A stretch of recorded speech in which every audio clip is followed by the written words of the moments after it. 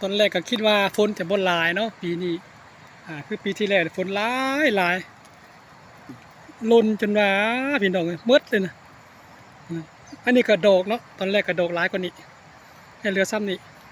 อันนี้ก็บ่น่าจะล้นนั่นแหละเนี่ยฝนพวกจากการฝนตกหลายนะฝนตกหลายลาที่ไหนมันแตกนะมันแตกกันเน่าเพราะว่าโง่จะตรงนี้เนาะตรงหัวค้อนตัวนี้มันจะบ่ค่อยสู่อมน้ำได้ดีแล้วมันก็ล้นมาที่ไหนล้นแต่เน่าล้นนี่ก็ไก่แล้วตัวนี้ก็ไก่แล้วไก่จะสุกแล้วแต่ว่ามีสังเกตว่ามีแขกไปรับเชิญมาเอาก่อนนะมาลักชิมก่อนลักชิมก่อนผมเป็นอย่างชิมหน่อยจะชิมหลายเด้อจะชิมหลายนะ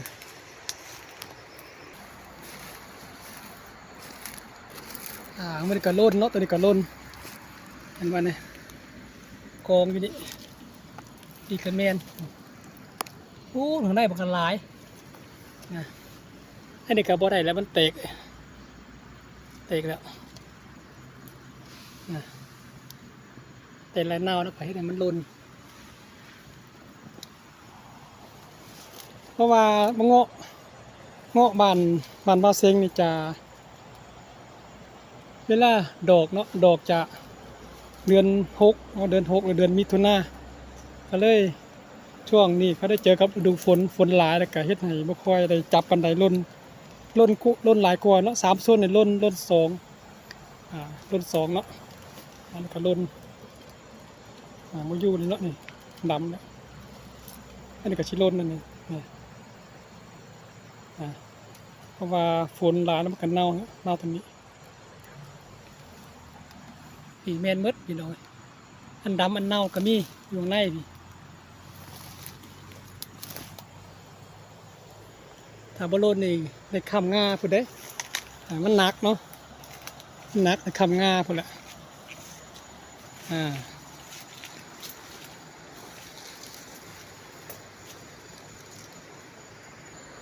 เรื่องบรรยากาศหลังฝนตกแล้วพูดละมันขาวๆพูดละถนนหนทางยางมาถึงพูดน้ำผ่านน้ำตัวนี้อันนี้ข้าเจ้าคนจีนข้าเจ้ามาเอาแห่นะเอาเล่อยู่ข้างบนได้เฮ็ดทางเขามาขามตรงนี้ใส่ท่อบ่อยู่แล้วตอนนี้บ่อยู่แล้วน้ำหลายเป็นโค่นเป็นตัวเมิด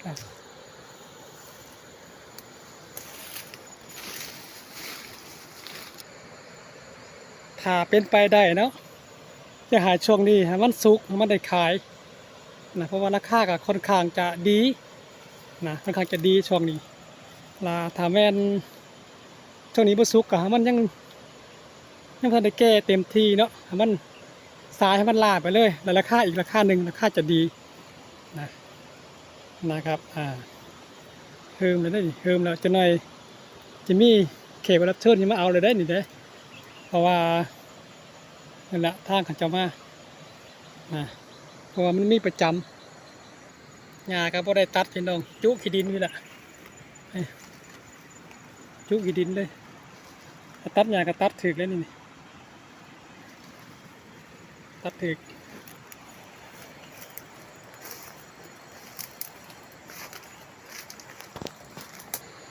ต้นนี่กระบูเป็นยางต้นนี่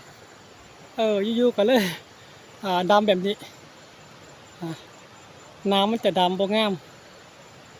น้ำจะดำบ่งามถ้าจะเน่าบ่เน่าเนาะมันจะบ่งามบ่ได้เกรดบ่ได้เกรดเนาะต้นนี้เอาคลิปนี้ก็ฝากเป็นกำลังใจให้บอสเซงเด้อบอสเซงกับบ่ได้ขึ้นไล่เนาะผมมีเวลาค่าน้องเฟสอยู่นะคลิปกับไม่ค่อยได้ลงนะขอบใจหลายๆเด้อครับพี่น้องที่กำลังใจบอสเซงนะครับพบกันใหม่คลิปหน้าครับผมสบายดีวันนี้บอสเซงกาน้องบ่ได้พบพ่อจากคลิปบอสเซงจักเถื่อพี่น้องวันนี้บอสเซงมาอัปเดตเบิ่งเงาะเนาะแต่ก่อนบอสเซงเคยมาถ่ายเถื่อหนึ่งตอนยังน้อยๆบัดนี้เพิ่มแล้วนะ ใกล้แล้วถือว่าใกล้จะสุกแล้วนะครับอันนี้ก็เป็นเงาะโรงเรียนของบ้านเซงเองนะครับมื้อนี้ฝนตกเนาะแม่นมื้อนี้แหละฝนตกมาหลายมื้อเลยพี่น้องเอ้ย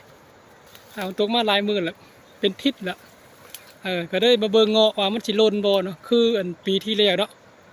ปีที่แล้วนี่เงาะหล่น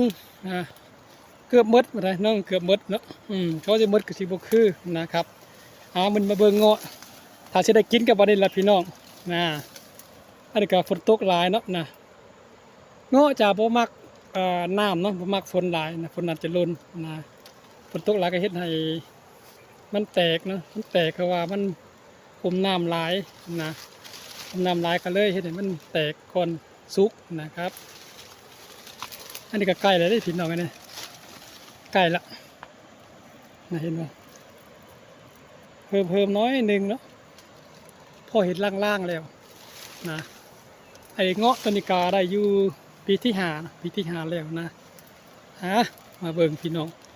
ปีกายบ่ได้กินปีนี้น่าจะได้กินมีรุ่นพี่น้องเอ้ยประมาณนี้เนาะอีกประมาณจัก10กว่ามือบ่เกิน20มือเนาะน่าจะเริ่มปิดเข้าไปขายเนาะขายตลาดแล้วนะครับหญ้าก็โคกพี่น้องเอ้ยหญ้ายุ่งเป็นว่าหญ้ายุ่งเนาะหญ้าชนิดนี้นะขึ้นไว้ดาวกามันก็บ่ค่อยมีผลปานใดดอกแต่ว่าเฮากำจัดไปแล้วก็ได้โดนอยู่เนาะอันนี้ก็เฮิมเลยได้นี่เฮิมเลยเนาะเฮิมแล้วฝนฮักก็เศร้าก็เลยฝ้าวมาเบิ่งขึ้นฮอดหลายอันนี้เฮิมเลยได้พี่น้องเอ้ยเฮิมแล้วนะอีกประมาณบ่โดนนั่นเดือนน้อยนึงนะอันนี้ก็เรื่องน้อยนึงแล้วนะครับคิดว่าบ่โดนเนาะมีรุ่นได้กินอยู่เด้ยังได้ก็บ่ได้ขายก็ได้กินแล้ววะฝนหลายก็เฮ็ดให้เงาะก็บ่ค่อยงามเนาะบ่ค่อยงามเงาะปกติมันก็ต้องล้นเนาะมันต้องล้นอยู่เลยแหละนะบ่ล้นหลายล้นหน่อยถ้าบ่ล้นนะโอ้ยพี่น้องง่าหักพี่ละนะง่าหักพุ่นละคิดว่าบ่โดนเนาะนะอุตสาห์พี่น้องเอ้ยอุตสาห์ตั้งใจเนาะปีนี้ถ้าบ่ได้ปีนี้ก็บ่เซ็งสิตัดถิ่มนั่นแหละนี่เพิ่มนิดนึงซ้ำนี่ก็โอ้ยทำไงเนาะซ้ำนี่ก็เริ่มอีกบ่กี่มื้อเนาะประมาณจักอาทิตย์หนึ่งน่าจะขายได้แล้ว